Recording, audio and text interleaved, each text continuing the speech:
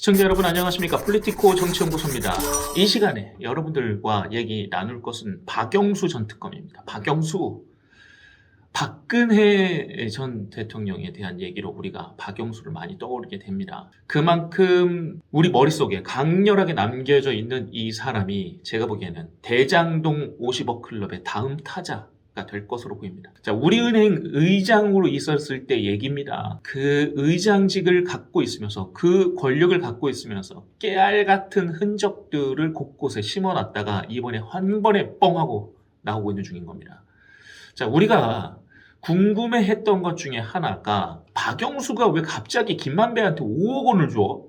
이건데 원래는 이 성남매들 이 컨소시엄이 우선 협상자로 선정됐을 때 성남도시개발공사에 납부해야 하는 사업협약 체결 보증금 이걸로 이 5억 원을 빌려준 거다. 급하게 박영수가 김만배를 도와줬다. 사실 이렇게 알려져 있었죠. 우선 협상자로 선정이 되면 사실 10일 안에 보증금으로 5억 원을 때려 박아놔야 되는데 그 돈을 급하게 구할 곳이 없어서 박영수의 힘을 빌렸다는 겁니다. 5억 원을 안 넣으면 우선 협상 대상자에서 그 지위를 잃기 때문에 어쩔 수 없이 급하게 주변을 둘러봤고 박영수가 거기 있었다는 게 김만배였죠. 김만배가 그렇게 말을 하고 있습니다.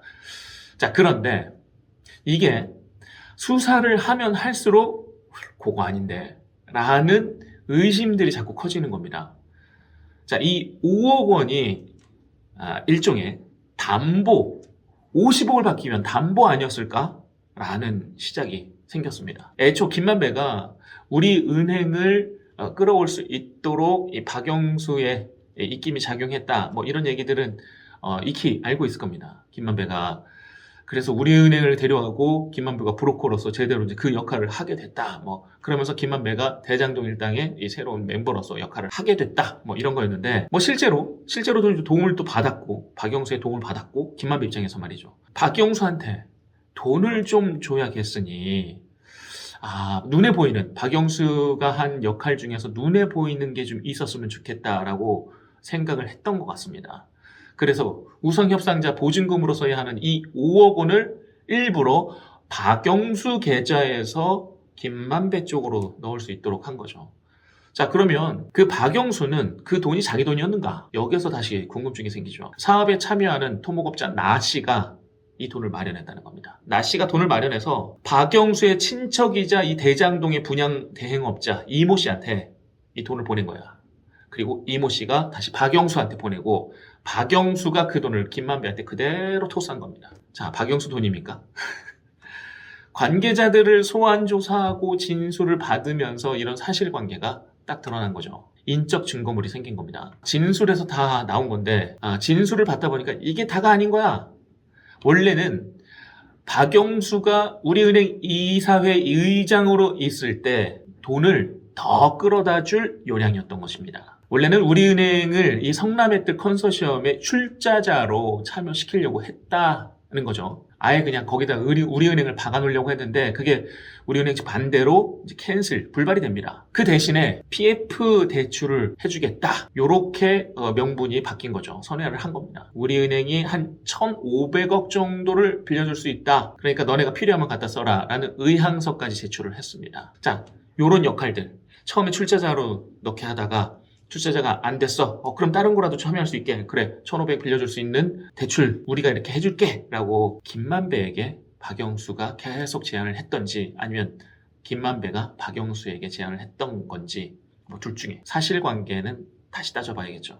그런 얘기들이 오갔던 겁니다. 자, 만약에 이 1,500억 원의 대출이 성사가 됐더라면 박영수가 대장동 일당에게서 받기로 한 금액은 50억이 아니라 200억이었다는 겁니다. 4배가 많죠. 그런데 결국 1,500억 대출도 사실 불발이 됩니다. 그러니까 박영수가 사실상 대장동 일당에게서 받을 수 있는 돈의 명분이 없어진 거예요. 시도는 했으나 성사가 아무것도 안 됐으니까. 그렇기 때문에 어떻게든 눈에 보이는 성과를 보여주기 위해서 김만배가 내놓은 장치가 5억 원이라는 거죠. 5억 원으로 어떻게든 박영수가 긴급하게 도와줬기 때문에 우리가 박영수를 챙겨줘야 된다라는 게 김만배의 논리였던 겁니다. 그렇게 해서 200억 원이 물 건너가고 50억 원이 온 거죠. 애초 박영수는 그러니까 50억 클럽이 아니라 200억 클럽이 맞는 얘기인 거죠.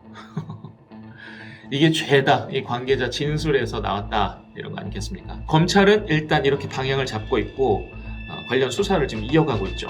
박영수의 소환은 아마도 다음 주 정도가 되지 않을까 생각됩니다.